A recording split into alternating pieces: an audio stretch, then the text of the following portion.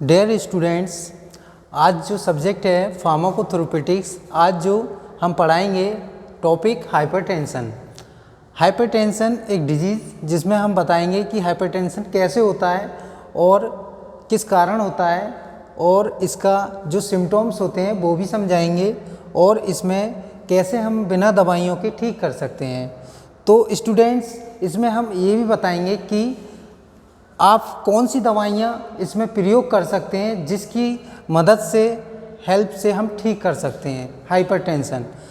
तो पहले हम डेफिनेशन को समझ लेते हैं फर्स्ट, कि डेफिनेशन होता क्या है। डेफिनेशन में लिखा है कि a condition in which the free of the blood agonist artery walls is too high. तो डियर स्टूडेंट, इसमें हमें ऐसा क्या पता चलता है कि हमारा जो ब्लड सर्कुलेशन है वो एक तरह से क्या होता है कि हाई लेवल पर पहुंचता है, जिसके कारण हमारी जो वॉल्स होती हैं, आर्टरी वॉल्स, जो धमनियां होती हैं, बड़ी धमनियां, उसमें क्या होने लगता है कि बहुत ज़्यादा प्रेशर होने लगता है। तो डियर स्टूडेंट्स, इसमें हमें ये पता चल रहा है कि कहीं ना कहीं हमारी जो कंडीशन हो रही है वो हाइपर हो रही है, मतलब एक वृद्धि हो रही है, बहुत ज़्यादा बढ़ रहा है ब्लड प्रेशर। अब समझेंगे सेकंड डेफिनेशन में, एरो से हमने इंडिकेट किया है सेकंड डेफिनेशन को, जैसे कि usually hypertension is defined as blood pressure above 140/90 and is considered severe is the pressure is above 180 by 120 mmHg। तो सीवियर कंडीशन में हम समझ सकते हैं कि डेफिनेशन समझा रहा है हमको कि हमारा जो ब्लड प्रेशर है अबव 140/90 हो, अगर उस कंसीडर्ड पर हम चेक करें कि सीवियर कंडीशन पर कितना बढ़ जाता है, मतलब कि हमारा 180 बीपी क्या हो जाता है, ब्लड प्रेशर हाई हो जाता है, ऊपर का बीपी कितना हो जाता है 180, और नीचे का रह जाता है 120। तो डियर स्टूडेंट्स, ये कंडीशन हमारी सीवियर कंडीशन कहलाएगी, मतलब ये एक खतरनाक, बहुत पीड़ादायक कंडीशन है, जिससे बीपी, हमारा ब्लड प्रेशर क्या होगा, बढ़ने लगेगा। तो हमें जो बीपी हमारा नॉर्मल तो पता है आपको कि 120 से और नीचे का 80 होना चाहिए।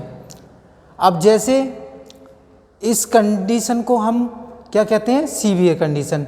अब बात करेंगे कि क्लिनिकल मैनिफेस्टेशन क्या होता है। क्लिनिकल मैनिफेस्टेशन को डियर स्टूडेंट्स हम कह सकते हैं एक तरह से सिम्टम्स, कि क्या क्या लक्षण हमें दिखाई देते हैं जब हमारा कोई भी बीपी हमारे शरीर का बढ़ता है। तो जैसे हेडेक होना मतलब मीन कि आपका सिर दर्द होना, और स्वेटिंग मतलब ऐसा महसूस करता है पेशेंट जैसे पसीना आ रहा है शरीर से। टैकीकार्डिया में भी हमें ये क्या होता है कि बढ़ने लगता है, हमारी जो हार्ट रेट बीट है वो भी इंक्रीज होने लगेगी।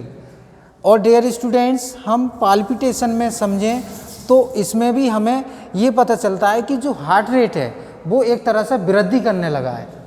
अब बात करेंगे हम नेक्स्ट स्टेप की, वो 3 पॉइंट है हमारा, जैसे non pharmacological is a mean non pharmacological, कि जो बिना दवाइयों के हम उसको ठीक कर सकते हैं, तो उसको हम क्या कहते हैं डियर स्टूडेंट्स, नॉन फार्माकोलॉजिकल, बिना दवाइयों के उपचार करना। जैसे कि हम इसमें लाइफ स्टाइल एडवाइज करेंगे एनी पेशेंट को, जो भी पेशेंट हाइपरटेंशन का होता है, तो उसको हम एक तरह से एक एडवाइस करेंगे कि आप ऐसा करें, आप ऐसा करें तो ऐसे आप ठीक हो जाएंगे, आपका जो हाइपरटेंशन है वो लेवल क्या हो जाएगा, कम हो जाएगा, और ठीक हो जाएंगे, मेंटेन हो जाएंगे। जैसे ओवरवेट होना, अगर किसी भी पेशेंट का ओवरवेट होता है तो वो कॉज के पेशेंट होता है हाइपरटेंशन का। जैसे डाइट, अगर डाइट ज़्यादा ले रहा हो, जैसे कि डाइट में, खाने में ज़्यादा साल्ट ले रहा हो, नमक ले रहा हो डियर स्टूडेंट्स,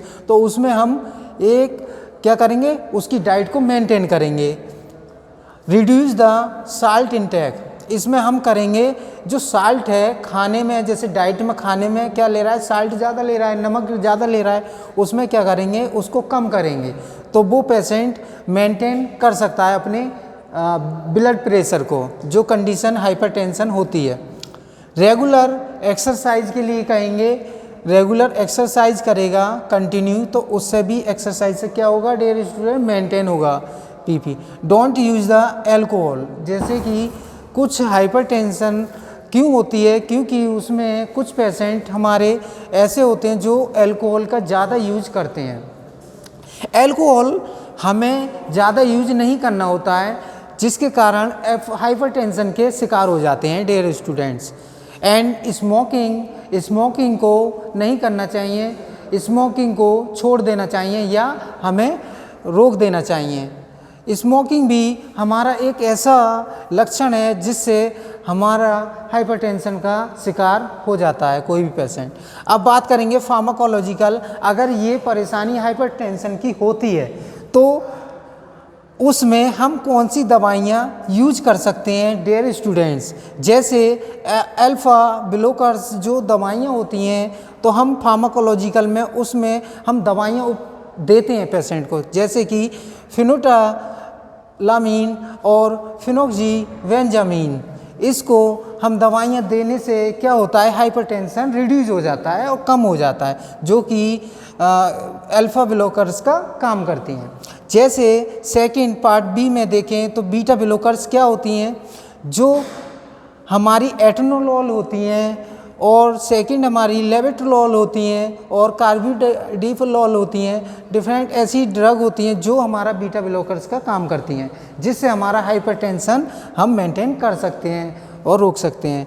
और हमारी सी पार्ट में जो है कैल्शियम चैनल ब्लॉकर्स, उनको हम एम्लोडिपिन और निफेडिपिन और हमारा वेरापामिल भी ऐसा प्रयोग करने से हमारा जो हाइपरटेंशन लेवल है वो मेंटेन हो जाएगा, ठीक हो जाएगा। और जो हाइपर ब्लड प्रेशर हो रहा है उसको हम रिड्यूस कर सकते हैं। डियर स्टूडेंट्स, हमारा एटियोलॉजी कारण हमने देखा किस कारण हो रहा था, इसमें हमने बीच बीच में बताया भी था, तो हम इनको क्या कर सकते हैं, लाइफस्टाइल से चेंज कर सकते हैं। तो ये था हाइपरटेंशन। तो स्टूडेंट्स आपको समझ में आया होगा। थैंक्स।